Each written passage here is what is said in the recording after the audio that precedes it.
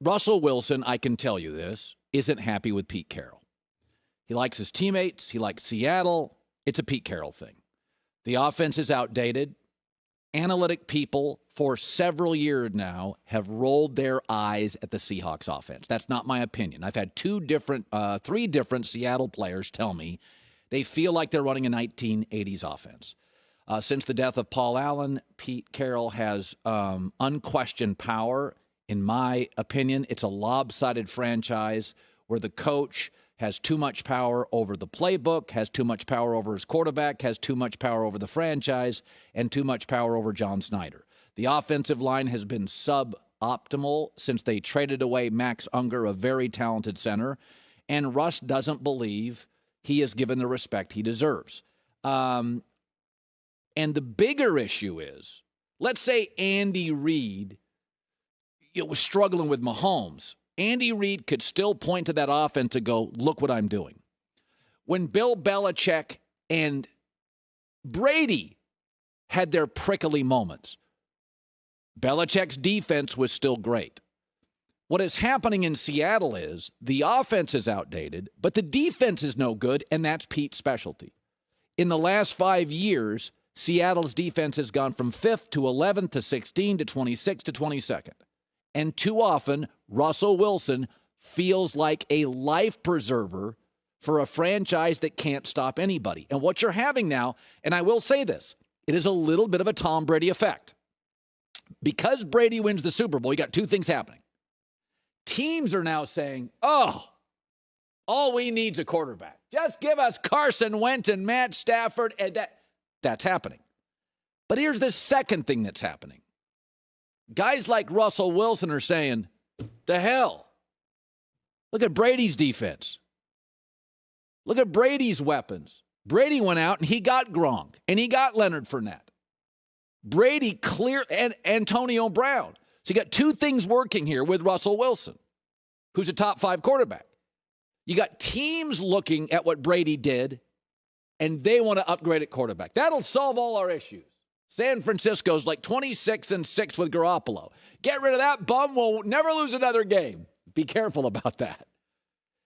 Similarly, I do think you have Aaron Rodgers, Russell Wilson, and others, maybe Deshaun Watson, looking at the New England situation saying, Tommy's getting a little say in personnel, and look at Tommy's weapons, and look at Tommy's defense. And he got Fournette, and he got Gronk, and he got AB. It's the Brady effect. And I think a little bit of that is happening with Russell Wilson, who feels like, listen, man, I don't get any say on personnel. I don't get any say in the playbook. I don't get any say on anything. Did you guys just see what happened in Tampa? I think a lot of this, I think the timing is interesting. It happens after Brady wins a Super Bowl. And Russ is saying, time out. You got Deshaun Watson. I think I'm better than Deshaun. He's forcing the team's hand. You got Tommy got personnel say. I got no personnel say. So I think the timing here is very interesting. I think Russell Wilson needs to be authentic.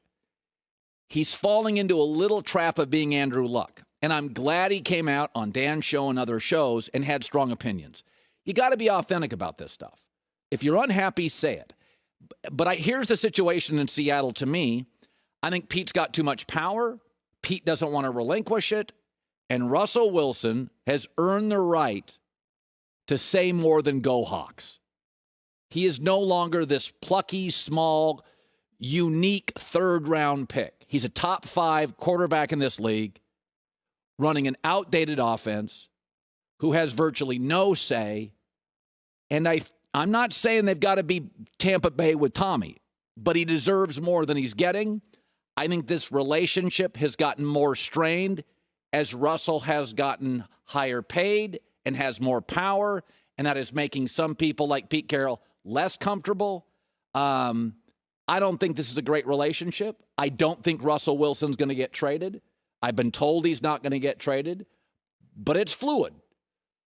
It's imperfect. It's turbulent. It's not great. But I'll go back to this, and I really believe it. Why now? Why Russell talking now? It's the Brady effect. Tom went. Tom had power. Tom played GM. Tom almost coached. And Russell's saying, I want a little bit of that.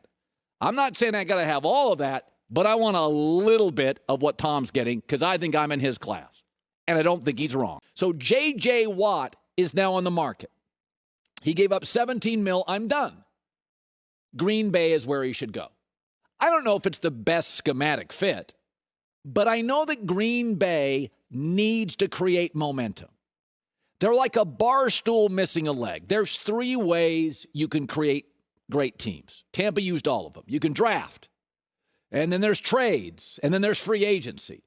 But we know Green Bay always sounds interested, and they say they're interested, but the Packers' history tells you they'll build through the draft. They're the bar stool missing a leg. You can't have Favre and Rodgers for 25 years and 2 Super Bowls. And the reason is they got to create some momentum here and go for it. And if you got to overpay a little, just do it. The Rams are aggressive. Seattle's aggressive. The Saints are aggressive. Tampa Bay's aggressive. Jerry Jones is aggressive. Philadelphia, sometimes to a fault, has been aggressive. You're passive. Even in your draft last year, Tampa's draft was they went and got a rookie safety in Tristan Wirfs, and it was a now draft. Let's get players now and win now. And Tampa got a quarterback who won't play and a running back because our running backs are going to be free agent in 1 year. It was a later draft. It's time to do stuff now. It's time to create Green Bay some momentum where talented, cool people want to be part of it. Take the Dockers off. Dip into your 401k. Green Bay does so many things right.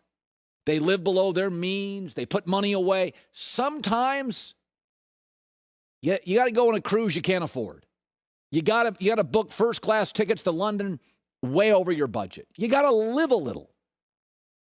I was just talking to a friend the other day. He's taking his family to Hawaii. He goes, we spent way too much North Shore of Hawaii for the house. I said, no, you didn't. I said, what you don't want to do is get there and look at the family that's no better than you, and they're on the beach and you're 7 rows back. That's a lousy vacation. Nobody ever vacations on the beach in Hawaii and goes, I could have saved money. Yeah, the kids are surfing. I got a luau. I could have saved $400. Nobody thinks that. Go for it. You'll figure out a way to make it work. J.J. Watt is perfect for the Packers. He does fit in need. And remember, Aaron Rodgers now is 37. He's not interested in you drafting later players.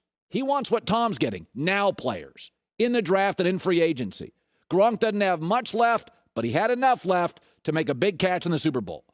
I think you owe it to Aaron. You owe it to now. I think you have to, symbolically it matters. Motivationally it matters. Be cool.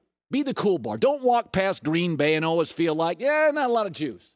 It's a well-run bar. The drinks are solid. They make enough money to sustain themselves for 20 years. Don't you want to be the bar once in a while where the party's going on? Go get J.J. Watt. Okay, he's a Hall of Fame lock. He's made his money. He wants to play there. He's a Packer. By the way, PFF, top 7 at his position in the NFL. Every year he's been in the NFL, he's been top 10 at his position. He's had some injuries. He's kind of expensive, but here's the reality. PFF, 7th best player at his position. Go get him. Make it happen. Create some momentum. Hi, everybody. Thanks for watching. Subscribe here to get the latest from the show. Also, be sure to check out more of the best clips from The Herd or go watch a few segments from other shows on FS1.